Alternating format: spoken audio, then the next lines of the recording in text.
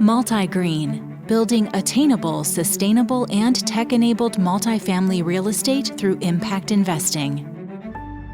Welcome to the MultiGreen podcast. I'm your host, Randy Norton, and today we'll be speaking with the president of the National Multifamily Housing Council, Doug Bibby. NMHC is a national organization of over 1,700 member firms involved in the nearly $3 trillion multifamily housing industry.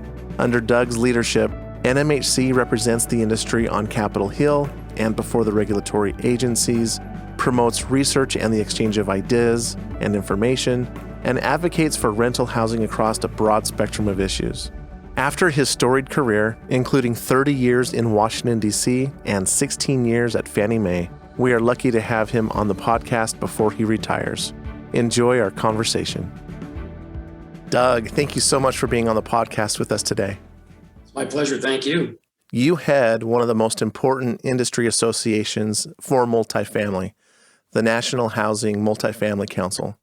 Can you explain to our listeners what exactly you do and what this organization is all about? Sure. We represent, a larger, but not all larger, owners, operators, developers, managers, financiers, debt and equity providers, for example, and suppliers to the industry, whether it's software or other services. We have about 1,700 member firms that we represent. They're part of our membership. And the industry is valued at a little over $3 trillion in terms of its contribution to the economy. We do a range of things from advocacy, lobbying on the Hill, but advocacy, broad-based communications, research, both primary and secondary research. And we are in existence to serve our customer, and our customer is the multifamily industry and our members specifically. Wonderful. I know your annual meeting is coming to Las Vegas next year. Yes. We want to be heavily involved. So, Doug, the annual meeting this year for NMHC is in Las Vegas. I think it's in January of 2023. What is your agenda for this year, if there is one? Well, it's a little early to set the agenda for that meeting. It is the meeting where I will step down as CEO, so it holds a very special place for me. I actually fought going to Las Vegas for about 15 years, and I finally lost. It has great resources, but we'll do our usual. We'll cover the waterfront of the salient issues for multifamily, and have some good speakers, have some great panels. We also do our apartment strategies conference there at that time. So, looking forward to it in some ways, but in others, I have more time to serve before I step down. Well, thank you for your service. You know, one of our board members, Fred Tuomi, he speaks very highly of you. He's been on the podcast in the past.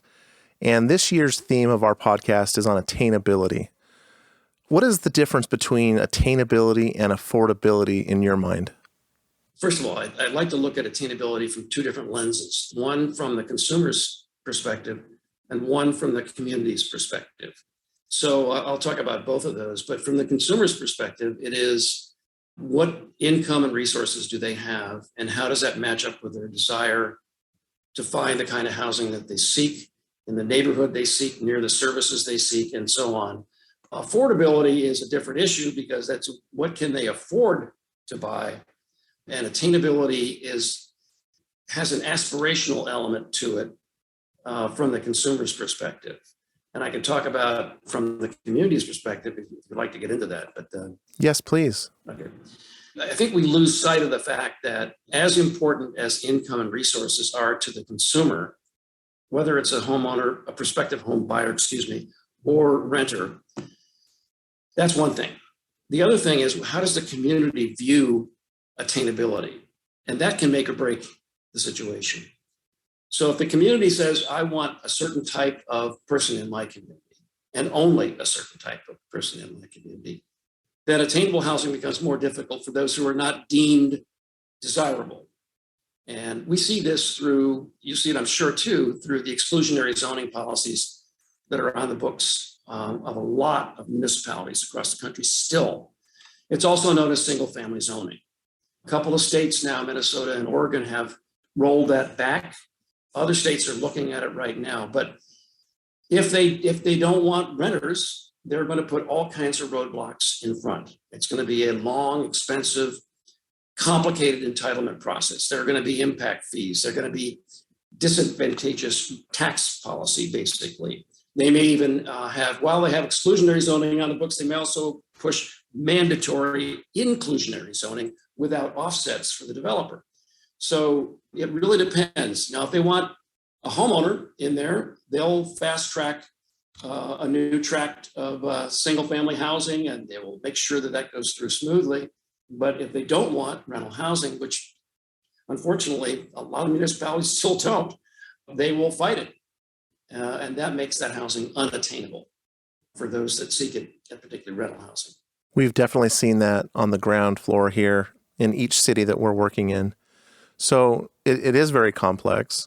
It seems to me, and the data shows, that homeownership has been going down precipitously, and that by choice, by preference, renters are increasing nationwide. You're starting to see this concept of ownership building for rent and more for rent communities being designed with intention. Is that changing the dynamic of your organization or the data set? It is changing, but it takes time. When I took this job almost 21 years ago, I would talk to investors about multifamily, and they'd say, well, I put a risk premium maybe 200, 300 basis points over office or retail. Now think about that today. It's flipped, where the risk premium is attached to retail and office.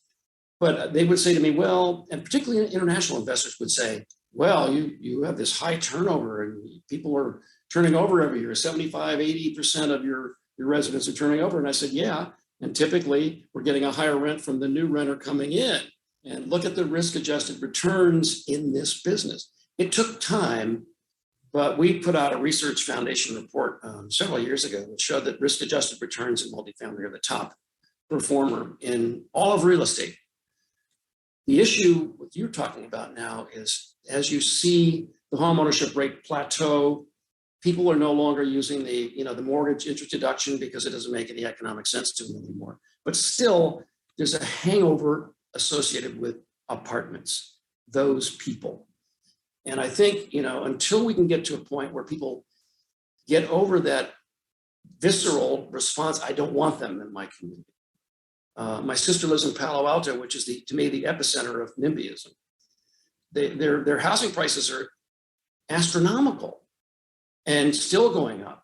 And I think the homeowners in their communities have to be part of the solution. They can't just say no to everything, because all that matters to me is the price of my house. And unfortunately, there's a lot of that still on the hangover of the perception of who renters are. You mentioned renters by choice. They're increasingly important. You can look at RealPage or Yardi data.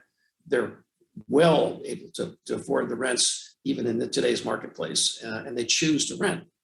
So we have to fight that battle. It's still being fought. We are making progress, I will say. You mentioned NIMBYism and Palo Alto and the Bay Area being the epicenter for that, as well as the housing crisis. What about YIMBYism? And is there a change or a shift in that? Yes, in my backyard.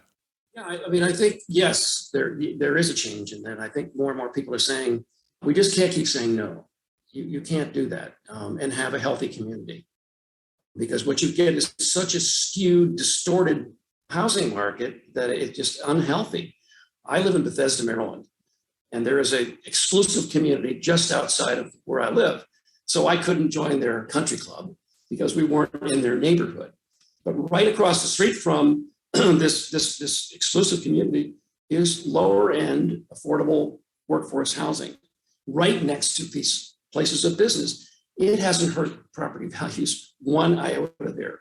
But people don't understand that healthy communities are where workers who serve in that community can live near it, that they don't have to go 2 hours in each direction every day just to get to their job. So I think the YIMBYism movement, there's some bills that are moving along in Congress. I don't know if they'll see the light of day ultimately, but there are some sponsors. There's momentum picking up in Congress for this.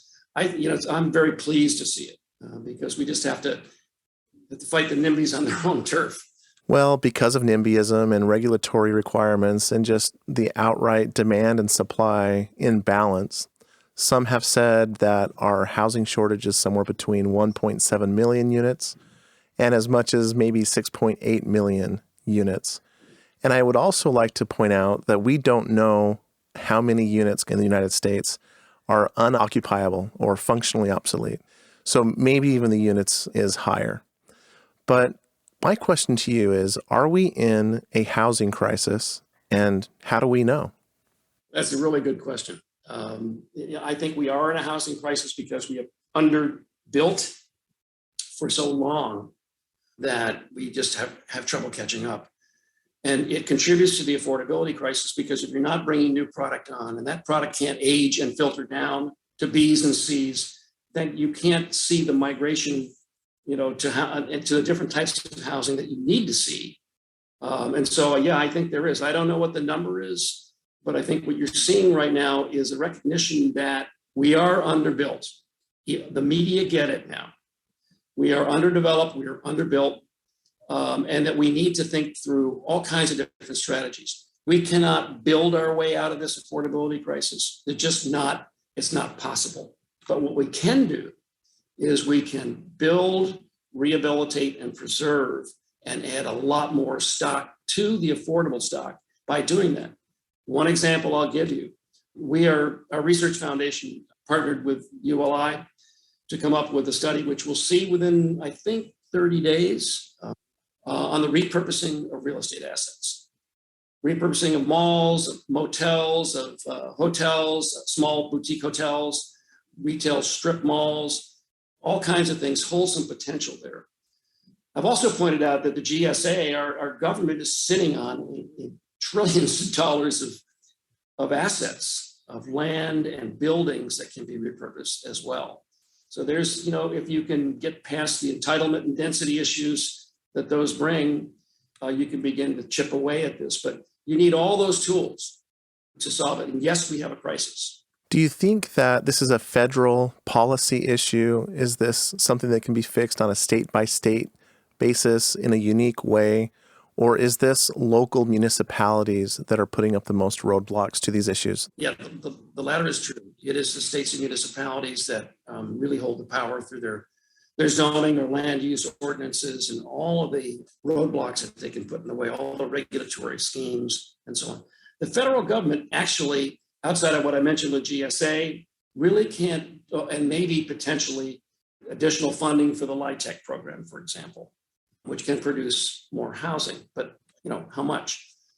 So that's the conundrum for us there is that situation. So unless the federal government decides to use transportation grants as a carrot and a stick, if you were let's say an elitist sort of community, and you don't want renters in there, we say to you, well, we're not going to give you CDBG funds, okay?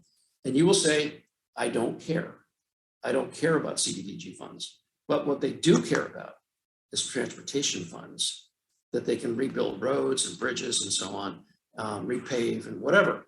I think that's the key. If we can tie breaking down these regulatory barriers, breaking down exclusionary zoning to the transportation dollars, I think that holds great promise.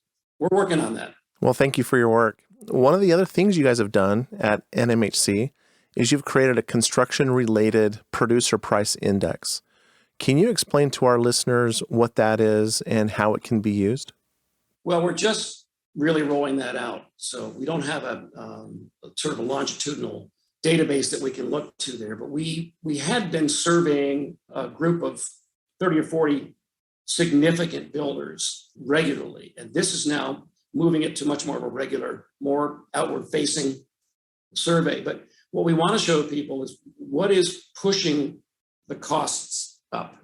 And you know from all the media we've seen recently, from supply chain to certain commodities, we're still fighting a little bit with Canada over lumber, for God's sake, really to shine a light on where the pressure points are. That's our intent, is to really make people aware of why you cannot build from ground up for the affordable product today, because between the cost of land and all these impediments, you just can't get there to a price point that's affordable to people in between, say, 80 and 120% of AMI.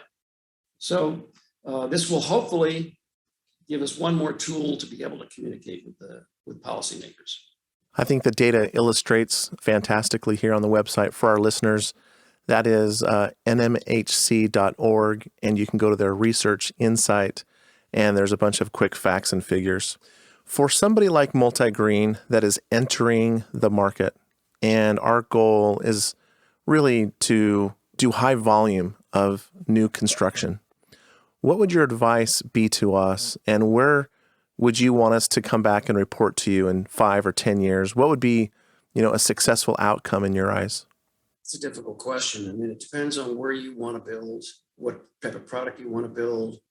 I could give you advice on types of markets or sub-markets that might be more amenable to talking with you, and those that'll probably slam the door in your face. But I don't know. I don't have a really good answer for that one. I wish you well. We need you in the marketplace. So I'll do what we can to support you. Well, thank you. You have been very resourceful and supportive of not just MultiGreen, but all of us in the industry. And I want to thank you for being with us today. Doug, one of the last questions we ask all of our interviewees is what attainability means to them. Can you define attainability in your own words? Yeah, I can. Attainability is where aspiration and desire meet reality. That's an excellent definition. Well, thank you very much for being with us today. Is there anything else you'd like to share with our listeners that I might not have asked about? No, I appreciate the opportunity to talk about things that are really important to the industry and to our housing. So you've given me a little soapbox here. I appreciate it. You're very welcome. I'll see you in Las Vegas. Thank you, Randy. Thank you for listening. Join us as we build 40,000 attainable, sustainable, and tech-enabled multifamily homes by 2030. And if you like the content you're hearing, hit the subscribe button. Follow us at Think MultiGreen and sign up to learn more at www.multi.green.